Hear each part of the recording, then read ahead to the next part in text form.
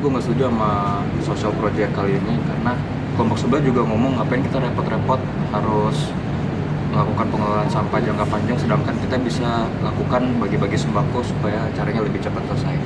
Setuju. Kita tuh anak bisnis harus mikirin efisiensi waktu, jangan kelamaan musyawarah. Bener sih, cuma gue kemarin lihat di X kalau misalnya social project yang cuma bagi-bagi sembako gitu tuh nggak sustainable.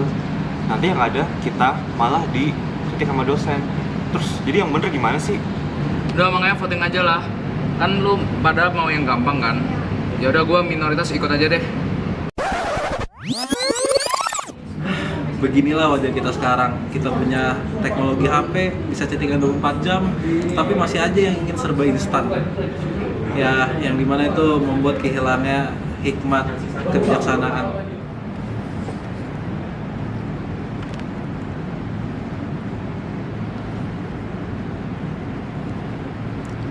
Sila keempat itu bukan hanya sekedar simbol kepala benteng atau rules pemilu saja, tetapi bagaimana para perumus sudah merumuskan sila keempat dalam sila BPUPKI, yang dimana untuk mengurangi tirani musyawarah yang buta. Dan dari sini sila keempat itu dipimpin oleh hikmat, yang berarti harus dipimpin dengan akal sehat dan juga hati nurani.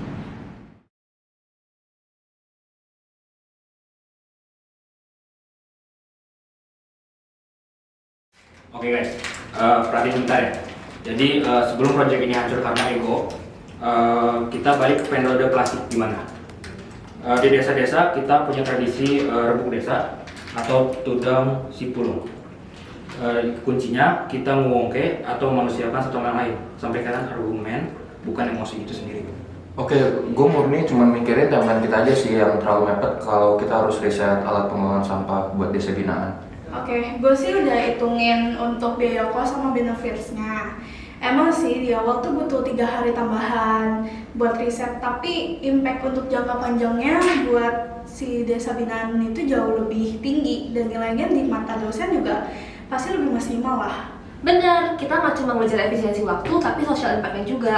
Nah, kalau takut timeline molor, gimana kalau kita bagi tugas? Ada yang turun ke lapangan, ada juga yang monitor ke digital. Nah, ini titik temunya. Jadi kalau menurut aku nggak bikin empati sama efisiensi dalam sistem modern di Pancasila ini. Nah, jadi menurutku musyawarah itu bukan cuma buat kita ketemuan doang, tapi buat nyari solusi bareng gitu. Gimana caranya dari kita sendiri itu bukan buat nyari yang dominan, tapi nyari titik permasalahan itu solusinya apa?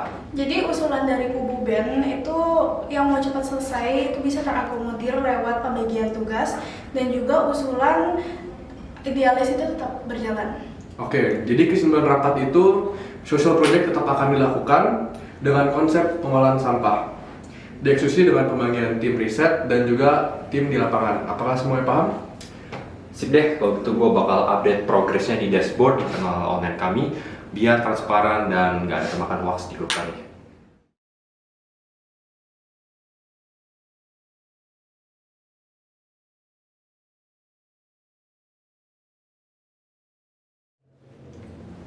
Nah, jadi waktu gue jadi liaison officer di suatu event, gue tuh mempelajari suatu hal yang sangat penting.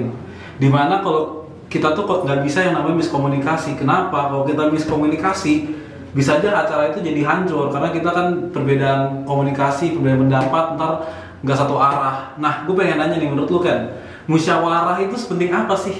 Kalau menurut gue sendiri, sebenarnya kalau kita cocokin ke idealisme Pancasila, biasanya kalau bentuknya voting gitu, itu yang ngebuat kalau misalnya kalah dia merasa punya dendam, dan kalau yang menang secara dalam voting itu dia itu malah merasa di atas awan gitu. Jadi kalau menurutku sesuai kalau misalnya dengan kita bahas rebuk desa itu sendiri, menurutku sendiri itu ngebuat bukan berarti malah perburuk masalah, tapi itu buat nyelesain masalah yang ada biar gak jadi pecah gitu.